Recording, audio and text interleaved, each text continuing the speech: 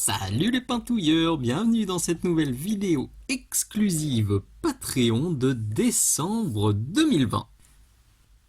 C'est la 23e vidéo exclusive de ma chaîne Patreon, la 23e que vous êtes donc les seuls à pouvoir visionner. On arrive à la fin de l'année 2020.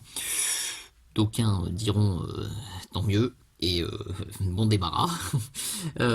Et pour cette dernière vidéo, vous avez choisi de parler de fourrure. Je vous ai déjà partagé en décembre, tout début décembre, une vidéo qui parlait de la barbe. En l'occurrence, je vous avais montré comment peindre. Hop là, il est où? Il est juste là. Hop, la barbe de ce vieux joueur nain Blood Bowl, donc avec quelques astuces générales et puis la recette.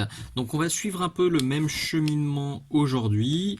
Je vais vous donner quelques pistes un petit peu générales que vous pourrez réappliquer sur tous les pitous et ensuite on verra comment mettre en couleur la fourrure de ce sympathique petit loup.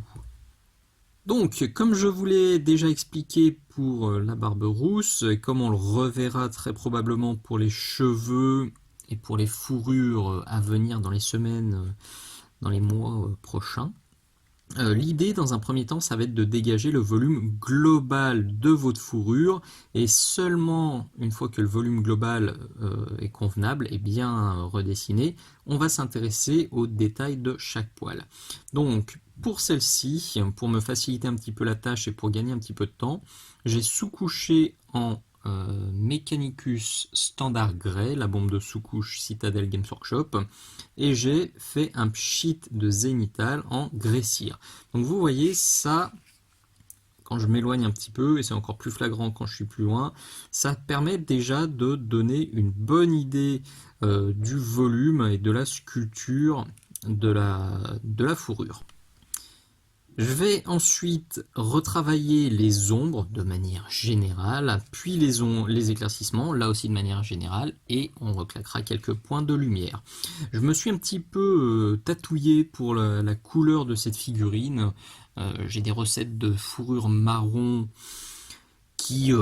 que j'ai déjà testé, approuvé et éprouvé à plusieurs reprises, mais bon, des peintures marron, des fourrures marron, on en voit déjà beaucoup sur YouTube et sur le net, donc je me suis dit que j'allais faire quelque chose de différent aujourd'hui, donc j'ai envie de partir sur un gris sombre un peu bleuté, on va dire un noir bleuté pour faire comme un loup, je sais pas, une sorte de loup démoniaque, un loup des enfers, on lui fera un petit œil rouge pour accentuer l'effet.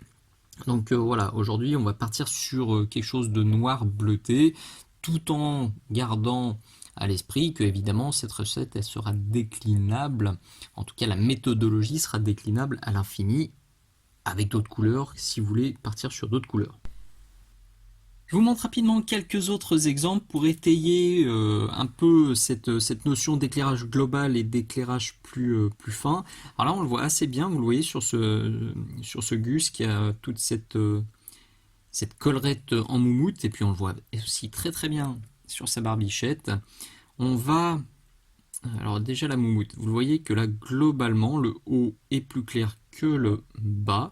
Donc dans un premier temps, on va dégager cette zone claire et assombrir toute cette partie foncée de manière donc générale, et on le voit super bien grâce aux lampes et au plastique qui brille un petit peu. On va venir choper des petits éclaircissements sur ces poils là et des éclaircissements beaucoup plus forts sur chaque poil qui est là-haut. Ça marche aussi très très bien, donc on le voit là, ces petits points de lumière, c'est vraiment super flagrant, c'est très intéressant. Sur la moumoute du col, c'est même délire. Alors limite inversée, où on va avoir des ombres qui partent sur l'arrière comme ça et qui repartent en éclaircissement là, et quelque chose de plus clair globalement ici, et de nouveau, hop, avec le plat du pinceau, on pourra reclaquer des petits points de lumière pour redéfinir et pour donner du détail, du réalisme. Autre exemple, qu'est-ce que j'ai là? J'ai une cape. Alors, est-ce qu'on va arriver à faire quelque chose? Ça, c'est une vieille cape. La sculpture est pas folle. Et voilà, l'idée, c'était quand même de vous expliquer.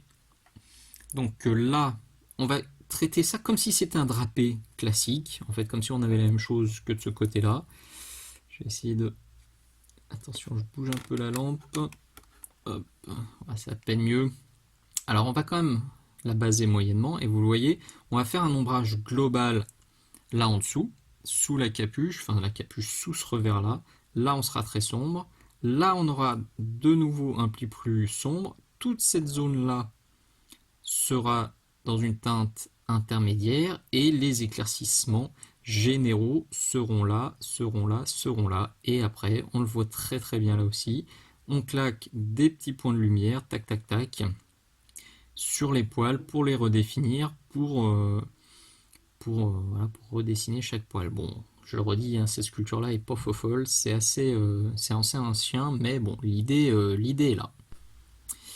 Dernier exemple, et ça c'est assez parlant aussi, et c'est une tendance qui est assez à la mode, on va dire.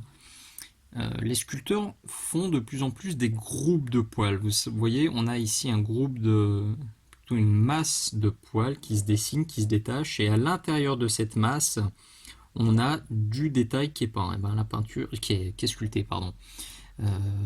Où est-ce que c'est bien flagrant? Là aussi, vous voyez, on a une grosse masse de poils, et zic, là, on a remis un coup d'outil de sculpture pour, à l'intérieur de cette masse de poils, redéfinir deux mini-masses.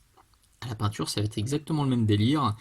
Et ça, on le retrouve souvent, alors souvent plus fin. C'est pareil, celle-ci n'est pas ultra fine, c'est de la figurine typiquement de jeu. À la peinture, ça peut être très pratique ce genre de choses, parce qu'on peut peindre les groupes de poils de manière différente. L'idée, ça va être, par exemple, les groupes du bas de les peindre en marron foncé, les groupes intermédiaires en marron moyen, et les groupes du haut dès le début en marron très clair, voire en ivoire. C'est ce que je vais un peu vous montrer par la suite. Et ensuite, avec la couleur claire, on va reprendre beaucoup sur le dessus, avec une couleur très claire, on va reprendre beaucoup sur le dessus, un peu ici. Avec une couleur un peu moins claire, on va reprendre beaucoup ici, un peu ici. Et avec une couleur encore un peu moins claire, on va reprendre beaucoup ici, un peu ici. Vous voyez l'idée? Celui-ci, je pense qu'il ressortira en tuto parce que ça peut être un bon cas d'école, mais j'essaierai peut-être quand même de trouver une sculpture un peu plus fine. On va voir de l'autre côté, ouais, c'est la même chose. Donc on le voit bien, on va vraiment, là il y a du gros volume, donc on va vraiment éclaircir dans un premier temps tout le haut, et les petits éclats de lumière qui sont là, ils sont vraiment super importants. Même si vous brossez à sec, vous le savez, je suis pas un grand fan de brossage à sec, mais je peux comprendre que quand on a un truc comme ça, on n'a pas envie d'y rester 5 heures. Même si vous brossez à sec, pour vous faciliter le travail et pour accélérer un petit peu le résultat, reprenez quand même à la fin avec une peinture bien mate, bien opaque. Ces points de lumière, ça fera toute la différence, ça va vraiment booster la lisibilité de la pièce, et ça va lui donner une finition beaucoup plus intéressante. Pour dégrossir les ombrages, je vais sortir mes peintures contrastes, en l'occurrence le Basilicanum Grey et le Black Templar. Je sais que certains d'entre vous ne sont pas super fans de ces peintures, je peux le comprendre, c'est souvent surtout le tarif qui calme un petit peu. Une fois de plus, je le comprends. Donc si vous voulez pas travailler avec ces peintures-là, le Basilicanum Grey peut être remplacé par du Nuln Oil ou du Dark Tone dilué avec du médium, donc le Lamian Medium, si vous l'avez, fera parfaitement l'affaire. Et pour le Black Templar, partez de nouveau sur le Dark Tone, ou le Nuln, plus une pointe d'encre d'encre bleue, pardon. Vous le verrez sur la palette, enfin vous le verrez surtout sur la figurine. C'est ce Black Templar qui a une légère teinte bleutée, qui va donner la coloration qui me convient. On est parti, on va faire un mumuse un petit peu dans le frais, parce que ces peintures-là le permettent facilement. Et si vous avez choisi un mélange d'encre plus du médium, vous pourrez reproduire ça normalement assez facilement. Donc je vais commencer par le Basilicanum Grey, que je vais tartiner joyeusement. Là je décharge, enfin je rince mon pinceau. Là encore, vous voyez, je vais reprendre surtout le bas de la figurine, comme ça, et avec ça, alors j'ai peur que ce soit un peu violent, donc je vais y aller gentil, ouais. Je décharge bien. Ah, la pintouillette, elle est pour l'écran.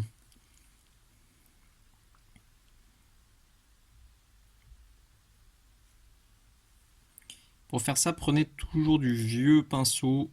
Je le dis fréquemment, les peintures contrastes ont tendance à bien abîmer les pinceaux parce qu'elles ont elles se glissent facilement dans les petits interstices, enfin entre les poils, et du coup, si ça sèche, c'est la catastrophe. Là, pour le coup, le bleuté du Black Templar se voit pas trop. Pourtant, je l'utilise assez régulièrement et vraiment, c'est flag normalement. C'est peut-être... Ah oui, c'est la sous-couche, eh oui. C'est la sous-couche de Mechanicus qui tue un peu, qui éteint l'aspect bleuté. C'est pas grave, on va renforcer ça avec de la nuance. RAS. On va mettre ça.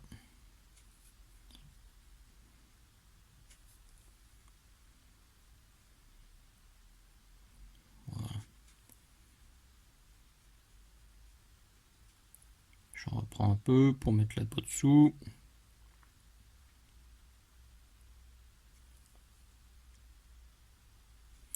Voilà. Je vais quand même mettre un tout petit peu de gris sur le haut.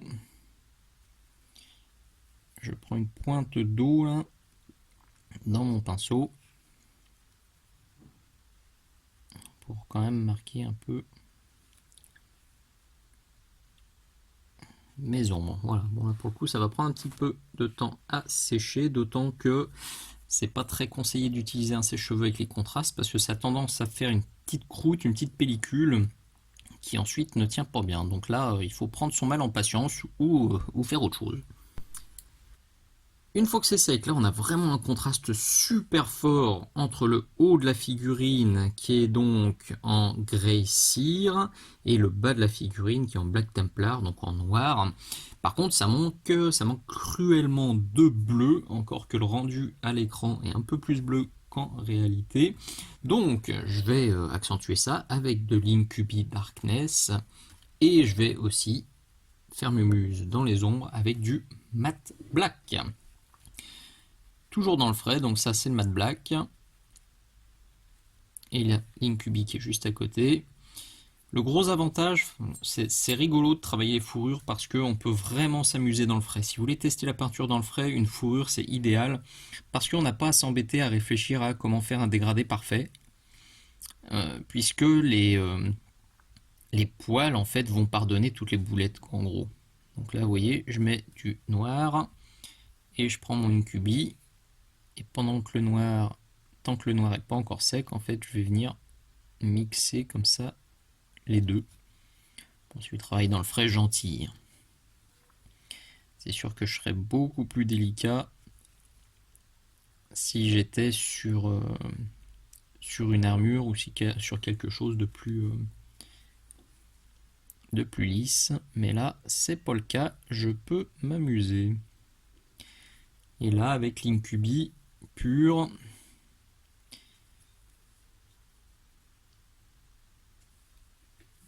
je reprends de l'eau. Chaque fois que je pars sur la gauche, là c'est pour reprendre de l'eau. Vous le voyez, là, je viens d'humidifier et je viens diluer mon Incubi directement sur la figurine. Comme ça, il part dans les ombres. C'est un peu cochonou comme travail préliminaire. Mais ça va être tellement retouché ensuite que il n'y a pas de soussaille. On peut s'amuser. Voilà, donc je fais ça un petit peu de partout. En 2 étapes très très simples et très rapides, on est donc passé de ça à ça, donc beaucoup plus dark, beaucoup plus bleuté. Enfin, ça correspond beaucoup plus à ce que j'ai en tête, même si ça c'était pas désagréable. Mais là, vous voyez, on a vraiment un point focal sur la gueule et sur le haut de votre fourrure. Tac, tac. Donc, on va continuer à accentuer ça en ressortant Donc du Mechanicus standard grey qui avait servi pour la première couche de base. Donc là, il va servir à rattraper les lumières. Hop là. Donc les lumières sur le bas de la figurine, si on a besoin. Là, sur les zones intermédiaires, vous le voyez. Hop. Et avec des jus dilués, il va aussi servir à ombrer le haut de la crinière.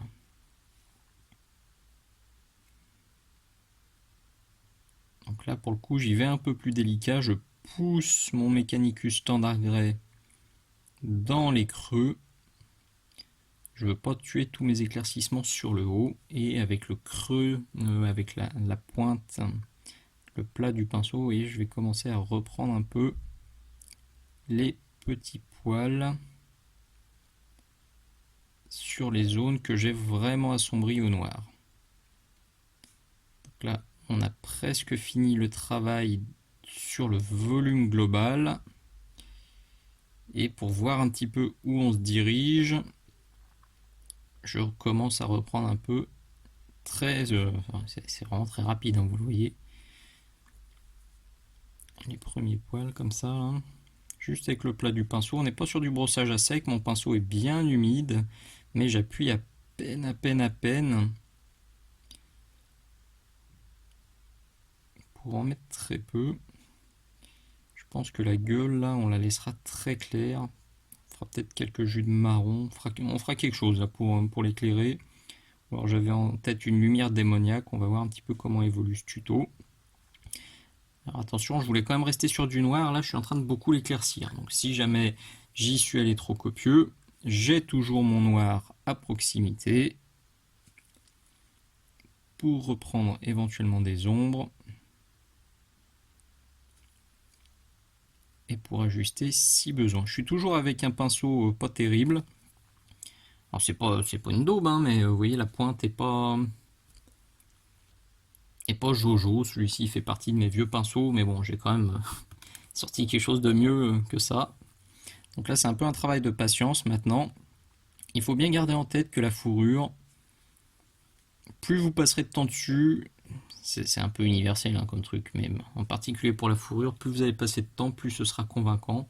Parce que si vous vous contentez de juste traiter ça globalement, alors ça fera parfaitement le café sur la table de jeu, mais si maintenant vous voulez un résultat un peu plus poussé, et il faut prendre le temps de regarder où la lumière va claquer, de reprendre des petits éclats de lumière. Je vais quand même nuancer ça. Si vous êtes sur de la figurine de jeu, limite, on peut très bien se contenter de ça, enfin non, au moins l'étape d'après, mais vous le verrez, là moi je vais vraiment pousser, je vais tenter de rééclaircir chaque poil. Sur des figurines de jeu, je m'embête pas à faire chaque poil, j'insiste vraiment sur le point focal, où je travaille bien toutes mes zones, et sur le bas, je vais choper juste 2-3 poils, on va dire, celui-là, éclairci, sur les ombres. Sur la zone intermédiaire, pareil, 3-4, tac, tac, tac, tac, ici, 3-4, tac, tac, tac. Il faut pas vous embêter sur une figurine de jeu à tout reprendre, sinon vous allez y passer 15 ans et ça va vous saouler. Et ce sera normal. Voilà, allez, je continue ça. Et on éclaircira encore un poil. Pour reprendre mes zones de lumière, j'ai simplement ressorti du Grey Cire, qui a donc servi de sous-couche sur le haut. Je sors un bon pinceau, cette fois du DaVinci Maestro taille 1 avec une bonne pointe. Et, alors je suis là, je suis hors champ, c'est mieux. Alors je vais pas le diluer. Je vais essayer de me caler, clac. On voit que j'ai commencé à le faire, j'ai fait quelques essais. Je vais voir si ça allait. Alors je trouve ça trop clair, je vais réassombrir un poil, mais là je veux redéfinir tout le haut de l'animal. Donc je suis à peine dilué. Et le mouvement il est important, oui, je pars de la base du poil et je pars comme ça vers la pointe pour que la pointe soit plus claire que la base. Et plus je vais vers le bas, plus je vais limiter la zone d'éclaircissement. Vous voyez, là je prends que la pointe, là je prends que la pointe. Là, comme je vous disais tout à l'heure, je vais en faire 2-3 par ici. Et plus je vais monter vers la zone de lumière, plus je vais reprendre les poils clairs. Et c'est pas la superposition, mais le fait que tous ces poils clairs soient les uns à côté des autres qui vont booster la lisibilité, qui vont booster la lumière. Donc c'est un peu fastidieux. Vous allez me dire pourquoi tu fais pas du brossage. Vous le savez, le brossage, moi c'est pas trop mon truc, mais pour de la figurine de jeu, comme toujours, vous pouvez brosser un bon coup et reprendre quand même quelques poils comme ça bien mat, bien intenses pour que ça ressorte mieux. C'est important, hein. Le brossage à sec, je vois plus ça comme on va dire un pré-ombrage, hein, comme je l'ai fait avec la bombe de sous-couche. On peut l'utiliser, mais quand même le côté poussiéreux est pas. Enfin, moi, c'est pas mon truc. Mais si derrière on reprend ces lumières, on reprend ces traits bien nets, ça peut aider à gagner du temps. Bon, alors là, la sculpture est dégueu, et en plus, il y a la ligne de moulage là, que j'ai pas réussi à virer parce qu'elle est dans le creux. Alors, je vais quand même gratouiller un peu, je vais retourner avec ma lime. Parce que là, c'est vraiment pas beau là, ce qui se passe sur le dos. Allez, c'est un petit peu de boulot. Ça commence à prendre forme gentiment. Ouais, je pense que je vais quand même rajouter quelques nuances de marron. Je vais aller zioter quelques photos de loups noirs sur internet, voir un petit peu à quoi ça ressemble. Parce que là, c'est quand même si on ressent bien l'aspect bleuté et que ça apporte de la richesse à la teinte, ça reste un poil tristounet. Alors, je vais aussi vous montrer ce que je fais là sur la patoune. Donc là, est-ce que je suis net? Pas mal. Là, je vais reprendre le haut comme ça.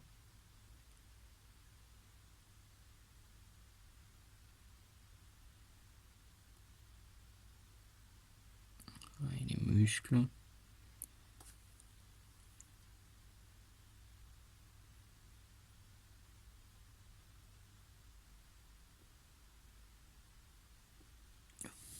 Pour bien redessiner la patte là qu'on la voit bien de loin. Pareil, je vais reprendre le museau, la gueule. Là.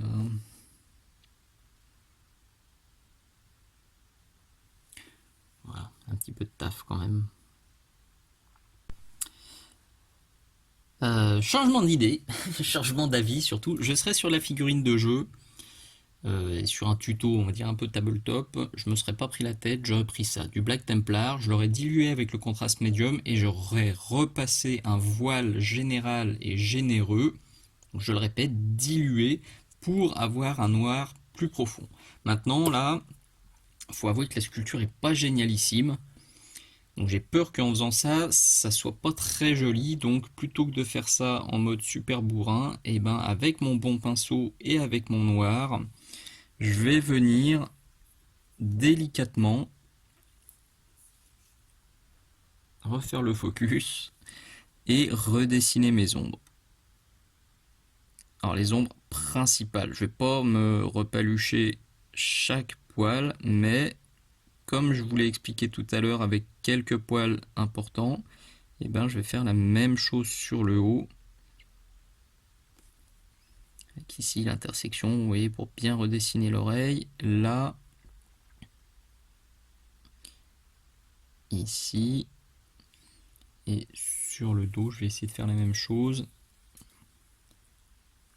Alors peut-être pas en noir pur, je vais pas faire le foufou. Hop, je vais reprendre celui-ci, là, le Mechanicus, plus un peu de noir sur le dos, parce que noir pur sur le dos, ce serait un peu couillon. Autant tout recommencer.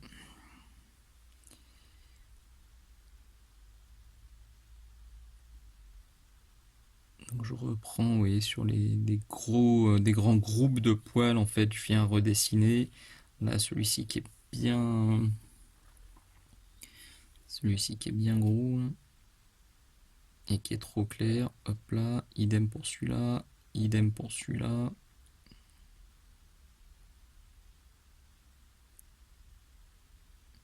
J'éloigne un petit peu la pièce de mon nez et j'essaye de voir dans la globalité où est-ce qu'il manque des ombres et où est-ce que ça fait trop gris clair. Parce que là sur le dos on s'est quand même bien éloigné du résultat noir que j'avais en tête. Donc je vais récupérer ça très gentiment. Après c'est une question de goût, hein. Si le résultat clair comme ça vous convenait, faites surtout pas ce que je suis en train de faire. Ok, j'ai checké quelques photos de loup noir sur internet et c'est confirmé qu'il y a des tout noirs et il y a des pas tout noirs. Et j'ai trouvé des robes très intéressantes avec des tachounettes de marron, donc je vais rajouter ça, de l'ombre brûlée sur certaines zones. Je pense que ça va enrichir le résultat et me plaire beaucoup plus. Bon, évidemment, une fois de plus, je piche trouille. Ça pourrait très bien aller comme ça, mais je veux quand même un résultat un peu plus flatteur que ça. Et ce manque de nuances me chafouine. Donc, on va partir, allez, par exemple ici. Pas de partout. Là, on va dire qu'on va reprendre tout le bas. Alors, j'essaie de laisser le noir quand même dans les creux, hein. Je ne veux pas tout reprendre. Je vais en mettre un peu là. Je vais en mettre un peu ici. J'en mettrai un peu dans la queue. Ici sur le bas de la patte. Ici sur l'articulation.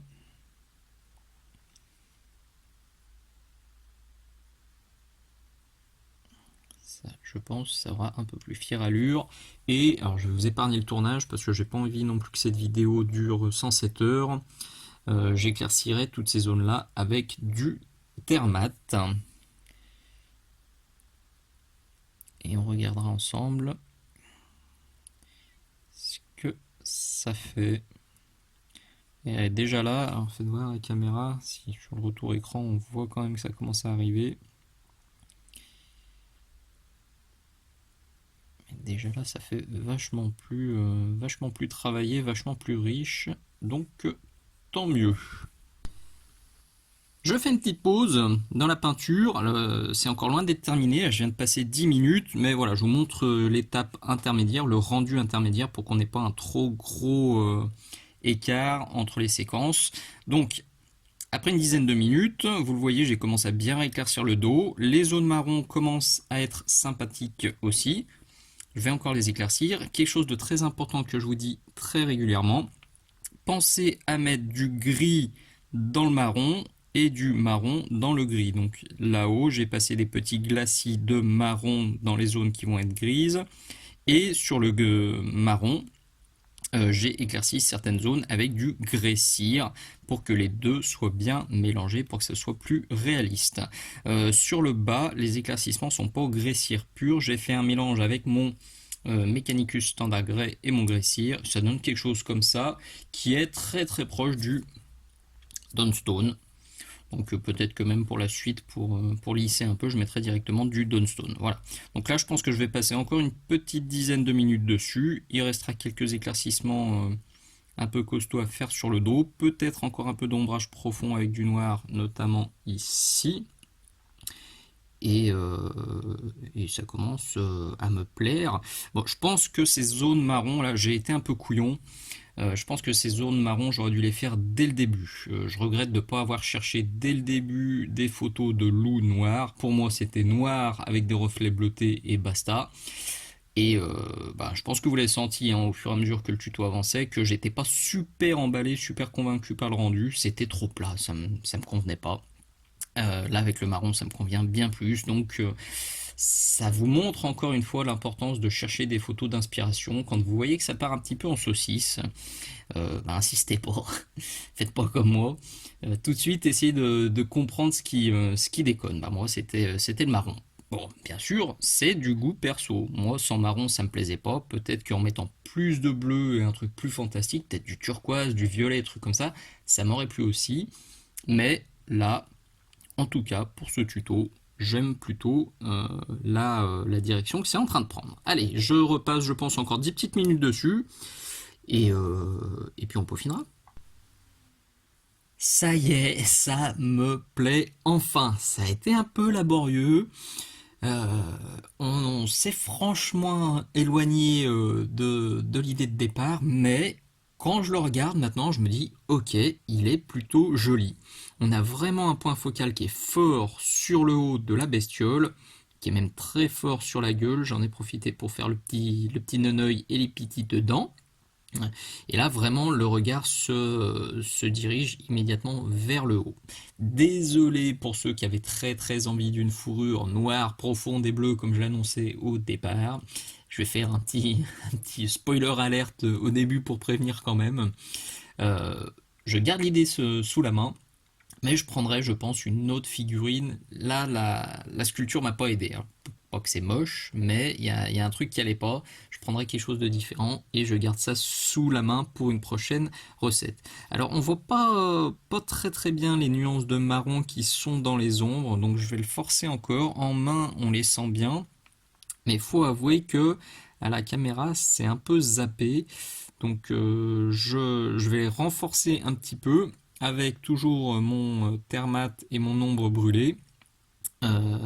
Et je prendrai une photo finale bien jolie pour bien vous montrer à quoi ça ressemble. Avant cette photo finale, je vais quand même pousser les éclaircissements. Je l'ai déjà fait sur la tête pour voir si ça fonctionnait. Avec, vous vous en doutez, mon Off-White de chez Valero Game Color. Donc, ce que je vais faire, il est là sur la palette. Pas trop en mettre. Alors, je vais mouiller un peu la pintouillette. Faut que je pense à vous le dire, ça aussi. Vous savez, j'évite de de mettre le pinceau dans la bouche, parce que j'ai quand même des petits doutes quant à comment dire, la neutralité des peintures. Donc j'évite de trop tétouiller le pinceau, et en mouillant mon petit chiffon, en mouillant ma pintouillette comme ça, là, ça fait un peu comme si je le passais en bouche. J'évite de laisser le chiffon trop sec, sinon ça décharge trop la peinture et ça marche plus bien. Donc là, simplement avec mon ivoire, avec mon off-white, je vais reprendre la pointe uniquement de quelques poils. Vous voyez, là, là, là, là, là, là, là, là, là, non, c'est trop. Donc je reprends pas l'intégralité du poil. Je fais un petit dégradé monopoil. Vous allez me dire, mais il est pas timbré. Avec un brossage, c'est plié. Oui, mais non. Là, on aura quand même un effet final vachement plus sympatoche. Ouais, c'est vraiment important de le garder que sur la pointe. Donc je vais en remettre encore un peu sur le visage, sur la gueule. Sur le bas, je vais y aller beaucoup plus léger. Vous voyez, genre sur celui-là, sur celui-là.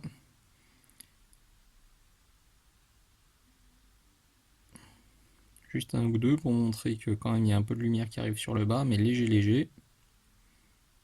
Ça simule un peu la brillance du pelage. Et bon, il est déjà là-haut. Là, vous voyez, je me suis fait un mélange Thermat qui est fatigué, il faut que je le change. Thermat plus ivoire, plus off-white, pardon. Et je vais faire la même chose sur les zones marron. Voilà, donc là on est vraiment sur du peaufinage ultime. Je mettrai un petit point de lumière aussi sur la patoune. Et on devrait s'approcher tranquillement de la fin. Et nous voilà au bout de ce nouveau tuto. Comme promis, je vous mets une petite photo. Voilà, on est pas mal du tout. Franchement, le résultat final me plaît bien. On va pas se mentir, c'est vrai que ce tuto était un peu plus compliqué que d'habitude.